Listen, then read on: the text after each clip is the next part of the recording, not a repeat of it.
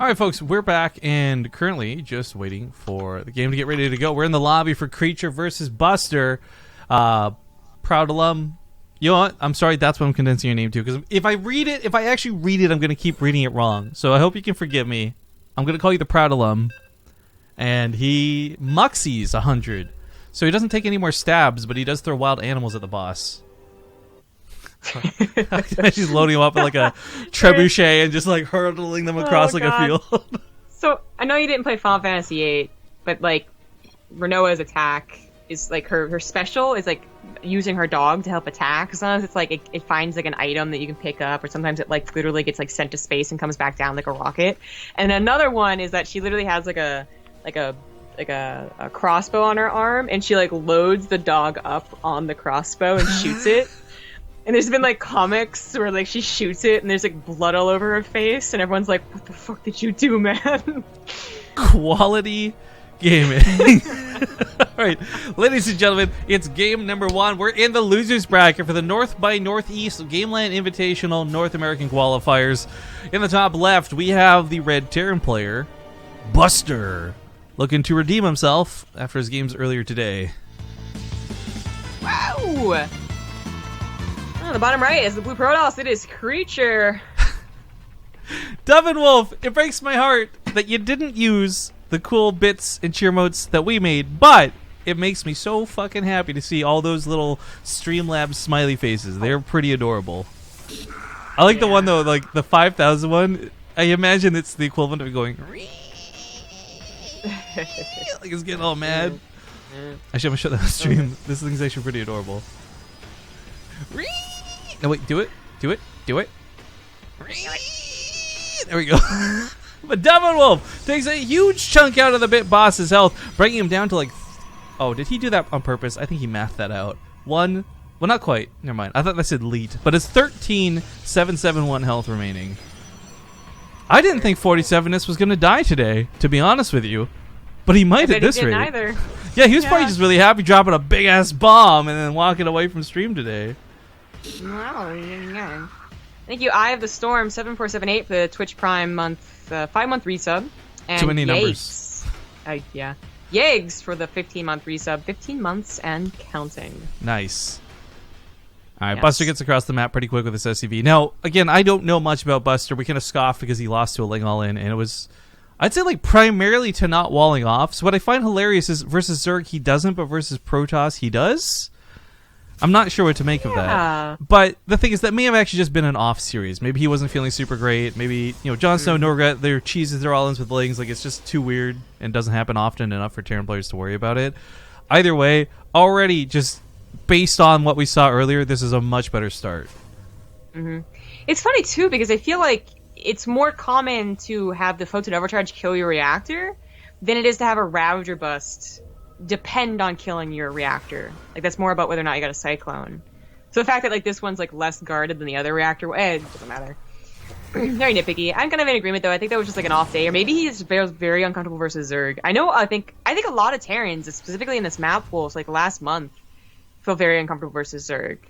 You know, and then whatever else they had, you know, whatever other baggage they had in their other map pools about Zerg, like is so included with that. So I like when you describe baggage. The first thing my brain went to was Adept Phoenix. Well, yeah. You don't want that in a relationship with you. Like, I mean, you're having a difficulty against, like, you know, engaging versus Zerg, and then suddenly they throw this map pull at you, and you're like, well, okay then, like, I guess whatever. So we might just feel more comfortable against Protoss. I mean, I feel like there is like some good news versus Protoss, which is that you can expect it. Really, like you don't even really have to play against the guy that much to kind of figure out what they're gonna do.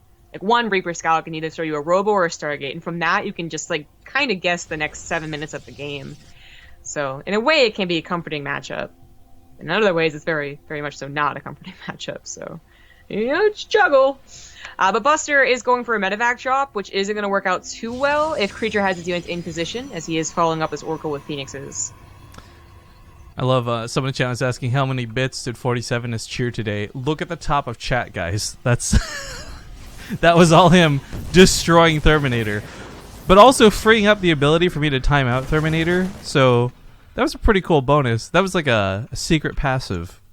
Bonus. Because if you guys don't know, if you time out whoever is the top cheer, it'll also clear their message, which kind of sucks. So for months, Terminator has been immune. No longer. That's what the top cheer does for you. You're immune. Okay. Not the best Widowmine job just because they're all both stuck up in one location, but that's. I mean, they're actually getting off, and then maybe the medevac will even survive because the Phoenixes weren't in position. They're in the south as opposed to the north. It's unfortunate. So yeah, that might be a problem for later, but it did only kill 3 probes, and 2 Widowmines killing 3 is not worth it. Other side of the map, 7 SCVs died to the Oracles, so Buster definitely getting the worst end of this. But I was gonna say almost hides from the Phoenix in the plain sight. I know. I was like, this would be so funny if it worked, but he just kind of. I mean, he probably would have gotten found out even if he had moved his medevac farther, but I think at least trying to drop the Widow Mines and put them in like special locations would have been a better use of it, so very unfortunate there. Liberator follow-up also shouldn't be doing a lot, but at this point the Phoenix is feel comfortable enough to move out, so the Liberator is going to be quite a surprise, and there's no pylon back here. Oh, there's one Phoenix. Just kidding. That's all you need.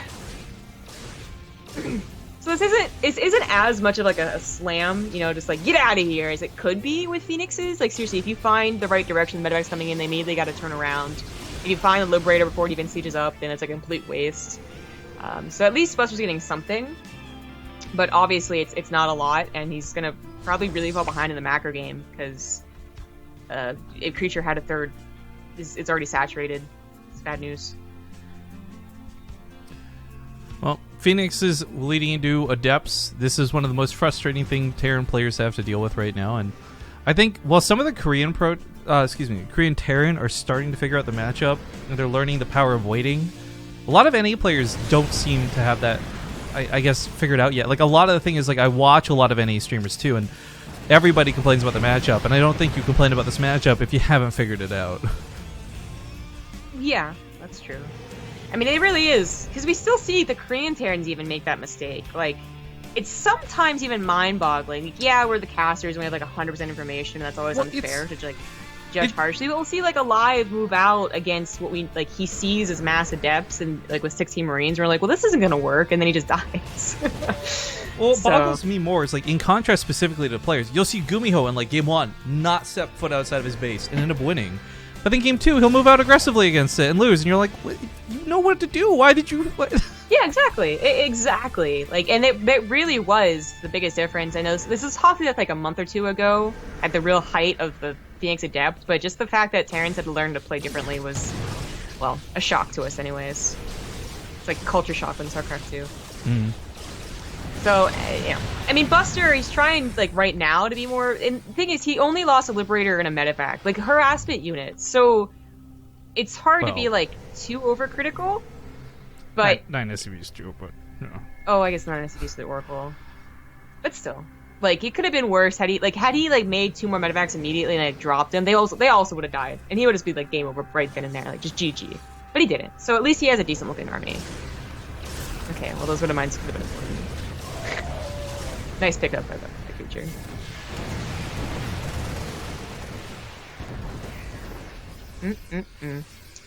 Creature already loaded to 4th base and Colossus, and Buster unfortunately is thinking that it's still Mass Adepts, which I gotta say is not the most popular way to play anymore. Like, yeah, some Protosses will see an opportunity and just Mass Adepts and attack, and it's brutal. But I would say a lot more Protosses are joining the whole, like, just transfer out of it fairly quickly meta. So EMPs aren't necessarily bad to have, but they're so expensive, and you won't have any Vikings, and Vikings are a little more important at this stage. Yeah. Although Ghosts, it is cool, like for a couple of different reasons. Like I think at the end of the day, Vikings are better because there's not just Phoenix, it's Colossus, all these other things, right? But the EMPs, okay, they nullify the shields, they nullify the energy, but they also deal bonus damage to light. So, hell, even auto-attacking the Phoenixes isn't too bad. But that's all focused on what is presumed to be Adept Phoenix. And if Buster had scouted, scanned, or seen anything, he might know that it's actually Colossus. But I'm looking through his vision at all of the bases. He's not even really seen the Robo. Yeah. It's really only been the Liberator was the last scout that he had. And as I said, there's some assumption with how a Protoss will play. But I also said that I feel like most Protosses are doing this. They're not just sticking on Adept Phoenix. So, no, I don't know. thing about like Vikings too is that you really have to commit hard to them pretty quickly if you want to try and beat out the Phoenixes to even get to the Colossus. So no matter what, you're in a difficult position. He's gonna have to hope for a really nice concave, and honestly, I think he also has to hope that Creature just steps out of, safe play, basically. If Creature is smart and defensive, I think he takes the fight all the time, but he's in the wrong position, the Colossus is lagging behind. This is not, no. Sees the Colossus, he scans him, he's still gonna go for it. I don't know if he's got what it's gonna take. He focuses one down, though. EMP's not hitting anything. Why not? Yeah, the EMPs aren't going down. He hasn't used the ghost at all. They just get lifted and they're gonna die. Why? I don't think he could. Part of it might be he was looking at home, but seriously, that was a big waste of 3 ghosts. Look how, he could have. I think the ghost EMP were the difference of those 2 Colossus dying. Like, maybe he still would have lost the overall fight, but he would have at least killed more with it. Yeah, well, I agree that it feels like he didn't hotkey them, and he didn't think about tabbing either. That I don't have his hotkeys up, obviously, so. Because he was focused firing with the army, so I don't know if he was looking back at home, and that's part of the reason why he lost 36 SCVs. Yeah, and that's going to be tough. I don't know, like, mules are cool, and I want to balance one for Terran, but, like, not going to happen here. Not 36 SCVs worth of mules, that's for sure. It was kind of overall an awkward engagement, though, right? Because Creature also didn't micro any of his Colossus. Yeah. No, I didn't need to, apparently. Yeah. And that's, again, nothing to do with balance. It was just really bad control of Buster, and I'm not trying to, like, get too negative, but that's what it was, and now attacking the other side of the map, it's a desperate plea to use these Liberators and Marauders, but a big recall brings everything home, and Creature, this is going to be laughable. He's got the Warp-Ins here. There's nothing that can really stop him. The Blink Stalkers are available, as well as, of course, the Phoenixes, but... GG. Creature will take game number 1. And, of course, the scary thing is, it is the loser's bracket, so there's no extra life for Buster to fall back on. This is it. If he dies in this next game, he's out of the tournament. But we wish him the best of luck, and fingers crossed that maybe he can bring it back. Could be tough. I saw your cats both sneak off to the background casually as we came back to the out-of-game scene. Oh, they're... I like to imagine there's like a speakeasy right there on the backside of your bed, and they're just both kind of like slinking away to it. They knocked 4 times, and then the 5th. Oh, what's she doing? Hi, Nugget. Is Apollo below her or something? She wants to play so bad. She's so cute. She's like chewing on your bed. Quarters are the best tasting. Nah, there's a end of a toy she's chewing on. Oh. Man. Now I miss my cat. My mom texted me too, right, before all that started, and then your cat. Now I just want to go home and see my cat again. Feels bad, man. She's so soft, too. Like, she's so soft. She look like every time her tail ends up going in front of the camera, it just looks so fluffy. Like I just want to like reach out and grab it.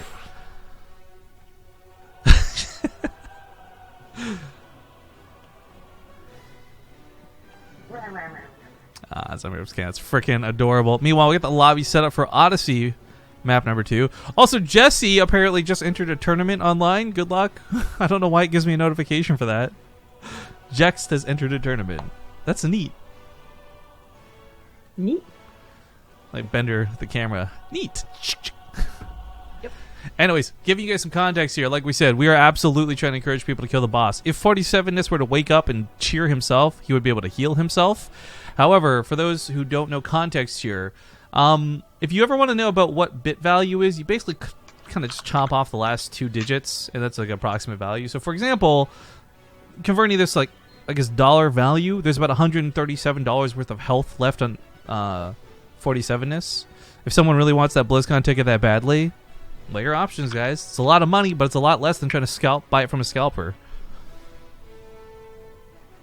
And again, my hopes and dreams here are that this actually ends up getting killed. Health resets to 200, then we just have like a mad dash of everybody shanking each other for like 100 bits, trying to get the ticket right there at the end of the stream. But anyways, Odyssey is starting off here, game number 2. And of course, if we take a quick look back at the brackets, it looks like Dolan has defeated Siegfried, and Juggernaut Jason faces off against him to fight what is once again possibly No Regret a bit later on. That's a rematch worth watching. Because the thing is, Jason, I don't know what was going on with him. I think he's actually streaming his point of view, by the way. I don't know what's going on with him, but I tell you what, that was a bad game. I know Jason can do better than that, so I really want him to beat this Dolan guy and then rematch No Regret, and I really want to see that series. In fact, I'm going to message Dares right now and say, If Jason versus No Regret, please hold. Booyah. All right, guys, we're getting into game number 2. It is not so hot for this guy right now. We'll see if he can turn it around. In the bottom right, we've got the player competing for Waterloo, the Red Terran, Buster. In the top left is the blue Protoss. He is Creature. Now, it'd be kind of interesting if Creature, like, I'm actually trying to assess who's in the losers bracket, right? You've got Jon Snow, obviously, at the very end of it. Again, big favorite to maybe go back and rematch against Peely Peely. Panda Bear Me, though, we didn't get to see much or any of. He's another big contender in the brackets for certain. No Regret might keep changing things up and surprising us, or maybe Jason comes up swinging as the Terran out of nowhere. Either way, we are getting down to our last few matches. In fact, at a guesstimation here, after this best of 3, 1, 2, 3, 3 to 4 best of 3s remaining. Yeah. Double elimination. It's always pretty long. That's not bad, though. I mean, we're, what, 3 hours in? Not a lot of downtime, and it's been fun. Yeah, I will say, we could have the worst games as long as there's not much downtime. I don't mind casting those types of tournaments. Like, you can have DreamHack, which produces the best players, but when there's so much downtime... Actually, I can't even say DreamHack anymore. DreamHack's been great this year with downtime. Yeah, exactly. They totally fixed it. The thing about NA was always that it was, like, downtime or, like, to be honest, kind of, like, players that weren't really that great to deal with. And that's what made it kind of frustrating and why we would have to drink. But even as much as we, like, make fun of, like, the dumb games, the NA games, like, and people tweeting about it, like, those are really fun games. Whenever an NA bracket goes smoothly, I actually quite enjoy it. Alcohol or not. But only when it goes smoothly, and sometimes it just is, like, the biggest headache. So, I'm having fun. Plus, I have nothing else better to do. My parents are still in Florida, having fun without me. Bunch of jerks. Yo, I'm very sad that Kelzer, Masa, Game Time, like a lot of the very notable North American players didn't show up today. But that being said, I agree. Like, this has actually been a surprisingly fun cast, and we are absolutely the first ones to be condescending about doing NA tournaments. But I will give a shout out to the players for their professionalism today. Normally, there is actually a huge shit show going on behind the scenes that you guys don't see. Normally, there's people fighting and people not reporting updates and this, that, and the other. It's actually been so smooth. So, like, kudos to all the folks who've competed today. You've actually been the best NA crowd of players we've had in a very, very long time. Yeah. And I want to, like, I guess special shout out to the people that we don't know that much that are being totally chill about it. Because that everyone, like, of all different skill levels and whatever have problems. Usually the pros are, like, used to it. And it's some of the, like, not so tournament contenders that are the ones that are even the biggest problem. But everyone's been super chill. So oh no, I'm glad. Buster, I want to interview this guy. You made a mistake last game. That's why he lost. He walled off. That's his biggest goof. Yeah. We talked a lot about just, like, I guess, tournaments, and so let's talk a little about the game again. Creature did not go for a Stargate this time, went for a Robo Opener, so Buster's medevac drop hopefully does... Well, if it doesn't do more, at least it lasts longer. So that's a maybe third Scout, maybe a second Widowmine drop, because they live. Something like that. And then depending on what Creature is really going to do, I'm guessing she's going to expand and go Colossus, but say if he goes for, like, a Warp Prism, it's something that Buster might also be able to scout with his harassment units. Feels bad when you join in some copy paste and realize they used the tier 2 emote, so not everybody can copy paste it. Aww. Yeah. Well, Widowmines may or may not do something. Last game it was a bit awkward, and honestly that was just on Buster placing them where he did. I think what's unfortunate this time, Creature's not going to get anything from it. The Observer's out, the Adepts and the Stalkers are here, and I just don't see this. Hell, the medevac might even die. This will be crushing if the medevac gets focused down. Oh, hopefully he's paying attention to it. He is. Kind of, dodges out, but unfortunately the Observer is there, and then it doesn't control his medevac further.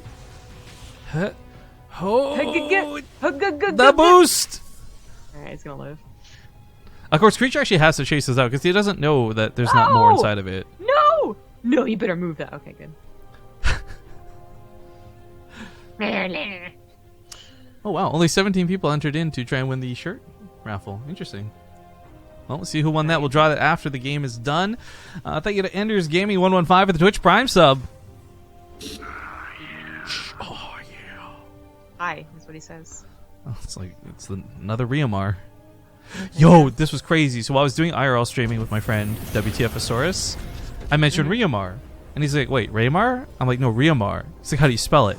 And it's like a guy who's like Raimmar in his chat, who's not, who is also German but not the same person. What? I'm like, Two oh my god. Germans? Well, it's so crazy that it's so close to Riomar, Raymar, right? Like it's just two letters switched. Yeah. Long lost brothers. Yep, probably. Buster has Liberator to the south and to the north, so could be double whammy. The medevac, for some reason, I think it's just a hotkey issue because there's nothing in it, and it's almost dead. I don't know what its plans are. They're wrong. Yo, it might be to scout, see if it's safe for the Liberator to go in. I don't think this is a good use of a medevac, but I can understand why he might be thinking about it. Okay, good. I'm glad that went home. Issue. Yeah, that was weird. You know what else is a hockey issue?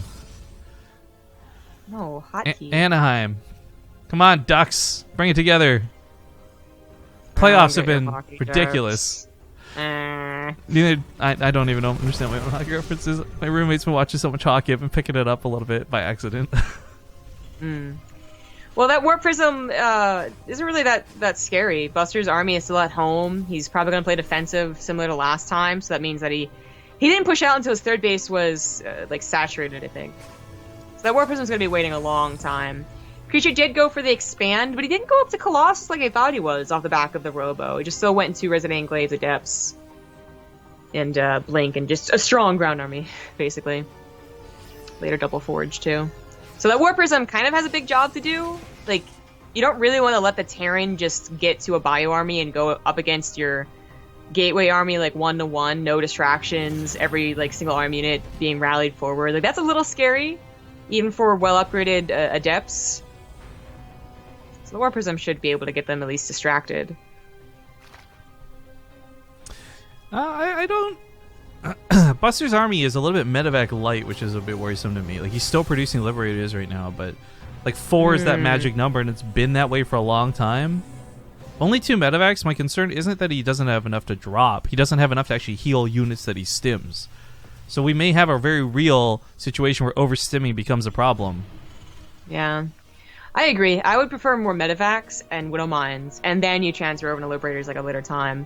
It's so tempting, though, to get more Liberators, because that can be the difference of sieging up the third base and just getting denied. Although Creature's already on his way to a 4th. His upgrades, as I said, his second Forge is a little bit later, so they're decent. They're 1-1 versus 1-1, but it is even. That Widow Mine was almost in a great position. So this is the distraction I'm talking about. This buys, seriously, extra 30 seconds, even maybe a full minute. Nice Widow Mine plays it there. Yeah, good hint. Shrieking Yell shuts us down, but there's still SCVs dying, and 11 go down through the Adepts, and there's such a non-committed attack out of Creature, and the fact that he keeps the Warp Prism alive is even better, of course. Yeah, a lot of Terrans are just going for a Viking, even, not even going for a medevac, just a Viking, but sometimes they even go for a medevac and then a Viking after, just to make sure they get that last shot on the Warp Prism they know is eventually going to come. It's heard of, for God's sake. And he continued investing in the Liberators, so even stimming around, trying to catch up to the Adepts has now hurt his army. And while the Liberator count is scary, don't get me wrong, if you're gonna get 8 Liberators, I guess that is one way to play it. He needs to get into a good position first. And he might just be able to. Creature has his Elnaga, so he's gotta set up his army as quick as possible, ready to intercept these Liberators before all of them siege. He doesn't have any Phoenixes, doesn't have, the ability to get to a Void Ray. Can't even talk about Tempest right now. It's all up to the Stalkers getting underneath them and hitting them hard. I mean, it's worth noting that he does not have Liberator range, which is a possibility for the Stalkers to actually get work done here, but he keeps backing up for now. Maybe he wants to bait this towards the overcharges? No, he's got to protect this base, so he's forced to fight now. Yeah.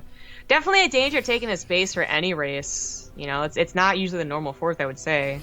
But I think Creature, having, destroyed Buster last game and just thinking he was in a good position, thought he could get away with it, but successfully denied. This is already pretty nice, because his Liberators are also already set up. Boom! Ninja Stars. Dude, I love that it was 3 ninjas. That was like a Genji. He just Genji'd. I need healing! He just Genji'd the Bit Boss. 47 is needs healing. He's gonna go for it. Colossus did pop out, and Buster's not even paying attention initially. There's not enough bio. 3rd Colossus even comes in here. That Liberator... And his army just gets destroyed. That should have come off the mineral line too to help. Not that I guess it would have mattered because he still gets destroyed at the end of the day. But while this goes on, of course, Buster took some losses. He's looking elsewhere. So 17 SCVs die while his army gets crushed, and his upgrades so close to finishing. But it doesn't feel like he's got much army to benefit from said upgrades. Yeah. And yet again, he doesn't truly have an answer to Colossus. Liberators buy time, but really, a certain dynamic Colossus even counter them. Like, they get rid of that bio, so the Stalker's blinking isn't like that bad, and just, they attack outside of the range too. So ideally, the Colossus never die. Yeah. Liberators, of course, setting up once again. He does have an abnormally large amount of Liberators, but again, this was at the cost of Medivacs. So, like, this bio army is just sitting here taking damage from stimming earlier.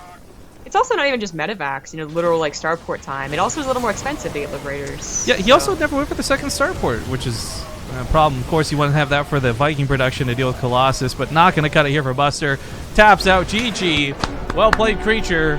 Takes the series and moves on and survives a little bit longer here in the loser's bracket.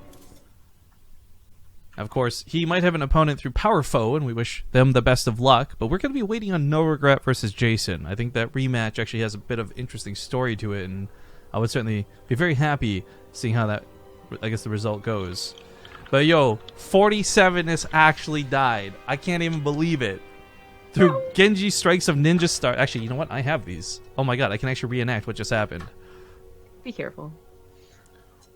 Actually, if I throw these, I'll probably break my monitor, and I don't want to do that because I can't afford to replace that. So, anyways, silliness aside, Ninja Stars make Devin Wolf the current bit boss with 1,267 health. He is currently the contender to win the ticket to BlizzCon after the stream is said and done.